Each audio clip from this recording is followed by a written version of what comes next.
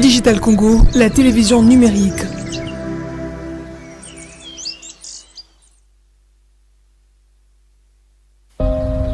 Nous devons ensemble avoir conscience que nul autre que nous-mêmes ne viendra sauver notre nation et que cela exige de chacun de nous une mobilisation tous azimuts. Peuple congolais, il est temps de nous lever, de nous serrer les coudes et d'agir pour défendre notre patrie, notre intégrité territoriale et l'intangibilité de nos frontières. La République démocratique du Congo est victime d'une nouvelle agression rwandaise et des actes criminels et terroristes du M23. Ils ont juré de compromettre l'élan de notre progrès, nous diviser et perpétuer le pillage de nos ressources naturelles. Le sang a trop coulé. De vies sont fauchées. Notre faune, patrimoine mondial, est détruite. La situation humanitaire est alarmante. Nous avons un devoir sacré de résistance patriotique et populaire. Pour cette cause nationale, mobilisons-nous. Au-delà de tout clivage, y compris politique, agissons contre l'ennemi de la paix, notre cible commune. Restons vigilants. Disons non à la stigmatisation et à tout acte de violence. Exprimons toute notre solidarité aux compatriotes victimes de cette agression. Mobilisons-nous, apportant un soutien total et indéfectible à nos vaillants FARDC et à nos institutions pour rétablir la paix et la sécurité.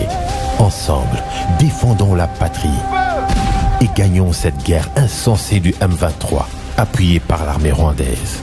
Battez-la Ekolo, Bendele Koyate.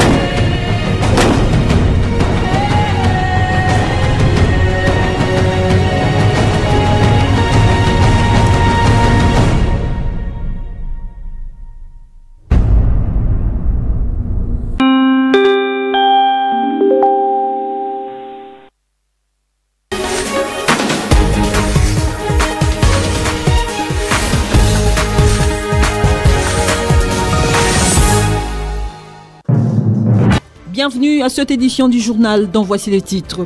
Ouverture ce samedi 17 février 2024 à Addis Abeba en Éthiopie de la 37e Assemblée générale de l'Union africaine. À l'issue, un mini-sommet sur la situation sécuritaire à l'est de la République démocratique du Congo a été organisé sous la médiation du président angolais João Lourenço.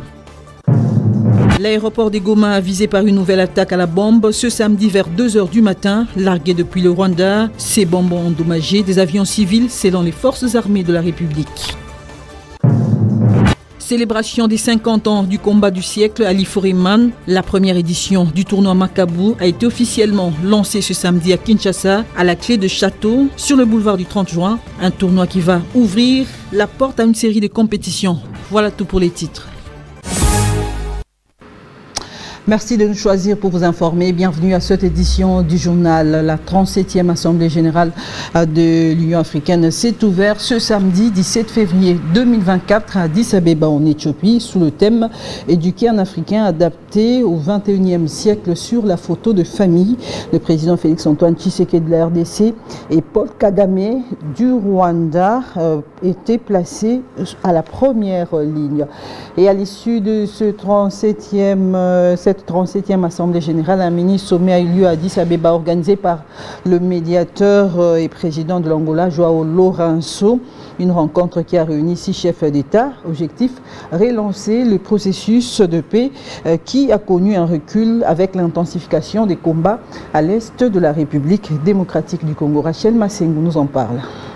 Le mini-sommet des chefs d'État sur la situation sécuritaire à l'est de la République démocratique du Congo s'est poursuivi ce samedi 17 février à Addis Abeba. Le médiateur João Lourenço, président de l'Angola, a rencontré séparément les présidents Félix Tshisekedi et Paul Kagame. Le président Lourenço a fait savoir qu'il va poursuivre sa médiation auprès de chacun des protagonistes à Luanda dans le même format bilatéral séparé afin de convenir d'une issue favorable à cette question. Débuté vendredi 16 février 2024, ce sommet a réuni 6 chefs d'État, l'Angolais João Lourenço, le Congolais Félix Tshisekedi, le Kenyan William Ruto, le Rwandais Paul Kagame et le Sud-Africain Cyril Ramaphosa. Les autres chefs d'État se sont fait représenter. Prenant la parole, le président Félix Tshisekedi a condamné pour la énième fois l'agression dont la RDC fait objet, tout en exigeant le départ sans condition des terroristes du M23 du sol congolais. Le président rwandais, lui, continue à nier son implication dans la crise sécuritaire à l'est de la République démocratique du Congo. À noter que ce sommet est une initiative mise en place afin de relancer le processus de paix qui a connu un recul avec l'intensification des combats à l'est de la République démocratique du Congo. Une attaque à la bombe ce samedi à Goma vers 2 h du matin. 2 bombes ont été larguées depuis le Rwanda et ont ciblé l'aéroport de Goma, chef-lieu du Nord Kivu. Selon les forces armées de la République, ces bombes ont endommagé des avions civils. Les forces armées de la République condamnent cette attaque terroriste du M23 RDF. On écoute le porte-parole du gouverneur militaire, le colonel Guillaume Djike Kaiko. Chers amis de la presse, nous avons tenu à vous informer que dans la nuit du vendredi 16 au samedi 17, à 2 h du matin, heure locale, les drones d'attaque de l'armée rwandaise qui ont quitté bien évidemment les territoires rwandais ont violé les limites territoriales de la République démocratique du Congo et ont visé les aéronefs de forces armées de la République démocratique du Congo au regard bien évidemment des trajectoires suivies par les tirs de ces drones. Mais cependant, nous vous informons que les aéronefs des forces armées de la République démocratique du Congo n'ont pas été touchés, mais c'est plutôt les avions civils qui ont été non seulement touchés, mais aussi endommagés. La situation qui prévaut à l'est de la République avec l'agression rwandaise sous couvert du M23 préoccupe plus d'un Congolais. En effet, à cet effet, l'apôtre Serge Lukanga appelle les Congolais à résister à l'ennemi et à ne pas trahir le pays. Il sensibilise également la population au patriotisme et à la culture de la paix. Des propos recueillis par Rachel Massengo. J'appelle tout chrétien. J'appelle tout Congolais de ne pas se taire et de se mettre debout et de faire la réalité de notre hymne national. Notre hymne national dit très bien, longtemps courbé. Nous étions longtemps courbés et asservis par le Rwanda et par la communauté internationale. Maintenant, dressons nos fronts. Dressons nos fronts, levons nos têtes et crions et parlons. Nous devons dénoncer tout génocide. Nous devons dénoncer tout acte de tuerie. On en a assez. Assez. J'ai dit aux pasteurs, j'ai dit aux hommes de troupes, à tous ceux qui ont l'habitude de prêcher, de dire aux gens, assez avec le diable. Le diable est là. Le diable est là, la communauté de personnes. Maintenant, nous devons dire tous, assez de tuerie, assez. On en a assez. À Goma, chaque fois. Chaque fois continue, frère. Cette fois-ci, nous n'allons pas nous taire. Pour l'amour de notre patrie, pour l'amour de notre nation, nous n'allons pas nous taire, nous nous mettons debout tous. Je mobilise tout un chacun à se mettre debout, à faire des manifestations pacifiques, de la paix, mais en revendiquant nos droits et surtout en demandant à ceux qui s'appellent les décideurs. Nous ne sommes pas des sujets des gens. La RDC est grande. La RDC a toutes les richesses. La RDC est potentiellement riche et elle est souveraine. Nous devons montrer notre souveraineté. Nous devons aller au-delà de ce que les gens pensaient de nous. Il est temps que chacun lève sa tête. Direction Butembo au Nord Kivu, où plus de 500 candidats autodidactes ont participé aux épreuves préliminaires des examens d'État édition 2023-2024 en province éducationnelle du Nord Kivu 2 ce samedi 17 février 2024. Aucun incident n'a été enregistré cette seule et unique journée du déroulement des épreuves, nous dit Delphin Sindani. C'est à l'Institut Biambwe, en ville de Butembo, siège des institutions de la province éducationnelle du Nord Kivu 2, que le lancement des épreuves préliminaires pour les autodidactes a eu lieu. Ont été présents les membres du comité provincial de l'éducation, les candidats ainsi que les autorités scolaires dont l'IPP et le PROVED. Jean-Pierre Massumbu Komunike, inspecteur principal provincial au Nord Kivu 2, revient sur les statistiques des participants. Nord Kivu 2, nous organisons 12 centres de passation. 580 candidats, dont 230 filles ou femmes, si vous voulez, sont attendus dans toute l'entité.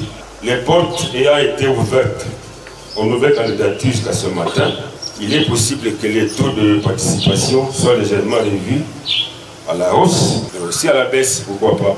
Le directeur provincial de l'EPST Nord Kivu 2, Chalumo Tsambali Salomon, a appelé les candidats au sang-froid pour un travail de qualité. Chers participants, je vous invite encore à être sereins, à lire et relire avant de répondre à une question, sans oublier que les questions ont été posées sur base de notre programme national que vous avez rencontré dans votre vie scolaire.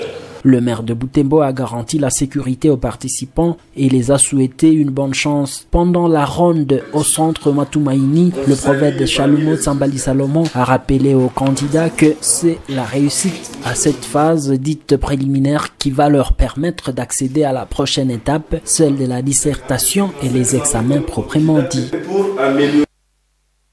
Et à présent, suivez ce communiqué du maire de la ville de Goma, le commissaire supérieur principal, Kapenz Kamand, qui interdit la marche prévue ce lundi par quelques membres du mouvement citoyen. Suivez. Le maire de Goma, le commissaire supérieur principal, Kapend Kamand Faustin, est informé d'une marche éventuelle envisagée ce lundi 19 février 2024, partant du rond-point Seigneur vers Saké, par certains membres de mouvements citoyens, groupes de pression et structures de jeunes du Nord Kivu, au motif d'inciter le gouvernement de la République de finir la guerre qui perdure et d'encourager nos forces armées, ainsi que la population à résister contre le manœuvre de l'ennemi. À ce sujet, il rappelle aux organisateurs que ces genres d'activités sont de nature à détourner l'attention des autorités qui, pourtant, est concentrée sur cette guerre nous imposée injustement. Voilà pourquoi cette manifestation est inopportune et donc interdite. Ainsi, la population est invitée à vaquer librement à ses activités. Les services de l'ordre et de sécurité sont instruits quant à ce. La grande réunion du comité de pilotage a eu lieu à Matadi. Tous les secteurs qui interviennent dans la prise en charge sanitaire de la communauté ainsi que les partenaires techniques et financiers y ont pris part. Il était question pour le personnel soignant du Congo central de présenter aux partenaires le plan d'activité exercice 2023 ainsi que les perspectives d'avenir. Suivez. De mesures contraignantes ont été prises pour les professionnels de santé en ce qui concerne le décès maternel. L'État congolais tient à améliorer les conditions sanitaires par rapport à la prise en charge de mamans qui donnent naissance. Le personnel de santé seront traduits en justice en cas de décès. C'est un fléau. Comme l'a dit le MIP, le décès maternel, c'est une épidémie. Nous ne sommes pas exemptés de ça. Et donc, il fallait prendre des mesures très fortes pour arrêter cette épidémie-là. Et ce sont des mesures très fortes, effectivement, qui vont des prestations jusqu'au niveau personnel. Par exemple, on a décidé, par exemple, que quelqu'un qui commet une faute professionnelle, qu'on peut le référer à la justice pour homicide involontaire. Et donc ce sont des mesures contraignantes qui devraient nous aider à améliorer notre façon de travailler. Je suis pour ça. Maman ne peut pas mourir en donnant naissance et un enfant ne peut pas mourir aussi en venant au monde. Au cours de cette réunion du comité provincial de pilotage du secteur santé qui rassemble tous les secteurs qui interviennent dans la prise en charge de la communauté d'une manière directe ou indirecte et les partenaires techniques et financiers. Il était question de débattre tous les problèmes liés à la santé publique d'une manière globale. Ces acteurs de santé rendent compte de tous les plans qu'ils ont réalisés durant l'année 2023 auprès des partenaires et ce qu'ils vont réaliser l'année 2024. À l'issue de cette réunion, quelques recommandations ont été formulées pour améliorer la prise en charge de la population du Congo central. À la veille de l'élection des gouverneurs et vice-gouverneurs, le gouverneur de Lualaba, Fifi Masuka, est victime des spéculations et calomnies. Estime ses collaborateurs pour la cellule de communication du gouvernorat. Ce sont les ennemis du développement de la province du Lualaba qui sont derrière cette campagne. C'est la mise au point de Josué Mouyumba, coordonnateur de la cellule de communication du gouvernorat de province. Suivez. Les imposants immeubles jumelés du nouveau gouvernorat du Lualaba. Les travaux avancent considérablement. C'est un projet initié par le gouvernement Masuka. L'échangeur routier de Kolwezi, le tout premier du pays de ce genre, les travaux sont terminés. Nous n'attendons que l'inauguration. Ça aussi, Masuka n'a rien fait. Regardez la beauté que présente maintenant l'entrée de l'aéroport international de Kolwezi. Les deux routes parallèles subissent déjà la couverture de l'asphalte avec la pose de l'éclairage public. L'aéroport international de Kolwezi. Les travaux sont quasiment terminés aussi.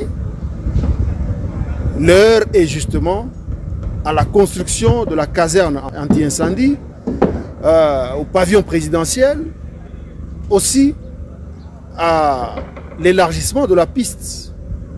Un aéroport international qui n'existait pas avant Masuka, qui n'existait pas avant Félix-Antoine Tshisekedi Tshilombo. Tout cela, Masuka n'a rien fait. Les deux immeubles du secteur de santé au niveau de la concession de l'hôpital général de référence Mouangeji. Et dans le cadre de la célébration des 50 ans du combat du siècle à l'Iforiman, il s'est tenu ce samedi 17 février 2024 à Kinshasa, à la clé du château, sur le boulevard du 30 juin, la cérémonie de lancement officiel de la célébration de la première édition du tournoi Makabu, un tournoi qui va ouvrir la porte à une série de compétitions en deux phases, hommes et femmes. Le tirage au sort a été effectué en présence des partenaires privilégiés. Ruth Moussana et John Zati nous en dit plus. C'est sous les couleurs de la marque XXL que la cérémonie officielle de célébration de la première édition du Trophée Makabu est lancée ce jour. Le Trophée Makabu ouvre la porte à une série de compétitions hommes-femmes. 62 participants, hommes entre eux et femmes entre elles, s'affronteront au mois d'avril à la quête de nouveaux titres. Ce qui rentre dans les objectifs visés par la Fondation Junior Makabu avec ses partenaires privilégiés et sa suite pour préparer la relève, comme l'explique le boxeur congolais Junior Makabu lui-même. Je peux avoir les enfants que je peux encadrer, les enfants qui seront polis et qui vont suivre le chemin comme je le fais. Au jour d'aujourd'hui, je suis fier de lancer ensemble avec Bra Congo cette première édition de ce Trophée Makabu. Tour à tour, les intervenants ont salué cette initiative. Le cas du directeur général de la société Bra Congo, Emmanuel Médard. La Bra Congo voulait s'associer à cet événement. Alors évidemment, nous représentons aujourd'hui une marque, XXL Énergie, qui est mise en avant à travers cet événement, et la maison Bra Congo au sens large. Mais avant tout, ce sont des valeurs que nous partageons ensemble, et ces valeurs-là que nous allons mettre en avant à travers cette très belle compétition du Trophée Makabu qui se déroulera en 2 étapes en avril et en juin. La première édition du Trophée Macabou est aussi l'occasion de marquer d'un saut particulier les 50 ans du célèbre combat Ali Foreman de 1974, le combat du siècle. Et ce vendredi 16 février 2024 était le 2e jour de la tournée de réarmement moral que vient d'entamer Omer Igouaké Yangembe, un membre du parti ABC, Action pour le bien-être communautaire, parti cher au regroupement politique AAP, Alliance des acteurs attachés au peuple, avec l'appui du haut représentant du chef de l'État, Tony Kankou-Chiko. Suivez.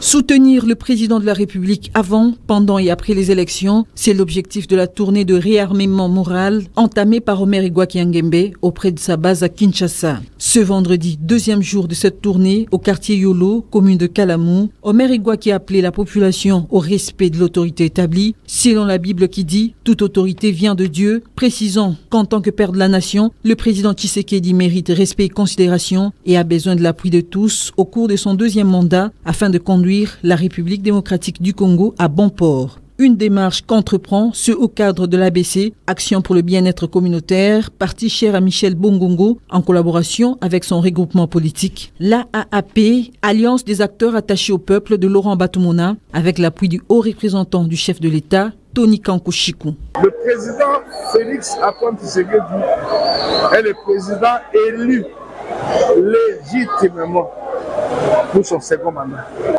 Et avec nous tous, autour de lui, nous apportons ce que nous pouvons apporter pour qu'il réussisse son mandat. Il a beaucoup de défis devant lui. Il n'a pas été élu pour l'opposition ou pour la majorité. Comme je l'ai souligné, je suis obligé, comme un membre d'un regroupement qui le soutient, l'Alliance des acteurs attachés au peuple, du haut représentant du chef de l'État, Tony Kankou-Chiko, d'apporter notre soutien au chef de l'État. Mais la Bible dit que toute autorité vient de Dieu. Moi, je suis un homme de Dieu, je ne peux pas aller travailler avec une autre personne que Dieu n'a pas envoyée. Dieu, aujourd'hui, nous a donné ce qu'il faut travailler avec nous. Omer Igouaké réaffirme de ce fait son soutien au chef de l'État Félix Antoine Tshisekedi et à son haut représentant Tony Kankou-Chiko et reste déterminé à militer pour redorer l'image du quartier Yolo. Rendons-nous au Congo-Brazzaville pour parler de cette grogne à la Sopeco, Société des postes et d'épargne du Congo. Les agents appuyés par l'intersyndicale réclament depuis 3 jours le départ de la direction générale et les salaires impayés depuis 41 mois. Depuis Brazzaville, Guy Blaise Seydou.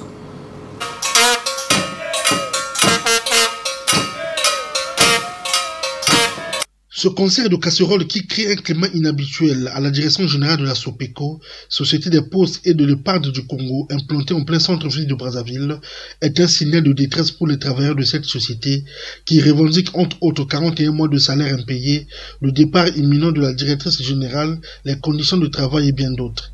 Lancé le 14 février 2024 en application des conclusions de leur assemblée générale tenue le 7 février à Brazzaville, ce mouvement de grève en a paralysé la direction générale. Le bureau de la directrice générale hermétiquement fermé et d'après des informations glanées sur place font état de sa fuite depuis le début de la grève. Nous voulons le départ de la DG parce que nous souffrons. Ça fait 41 mois que nous avons d'impayés de salaire. Et là, tout dernièrement, le président de la République a dit que voilà, cette année, c'est l'année de la jeunesse. Nous sommes quand même des jeunes, comme vous le voyez ici. Là. Nous sommes des jeunes et nous souffrons.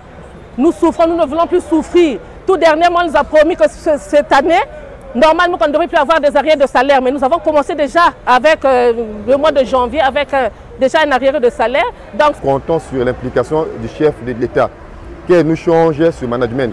Ça fait 6 ans que nous souffrons avec ce management. Ce qui se passe là, c'est criard. L'entreprise est carrément à terre. Une entreprise qu'on ne fait que payer des fournisseurs. Une entreprise qu'on ne fait que payer des consultants qui n'ont pas... Cette grève appuyée du sitting a été déclenchée par l'intersyndicat de la Sopeco, regroupant en son sein la FESI-Postel et le Postier. Et voilà qui met fin à cette édition du journal. Merci pour votre attention. Au revoir.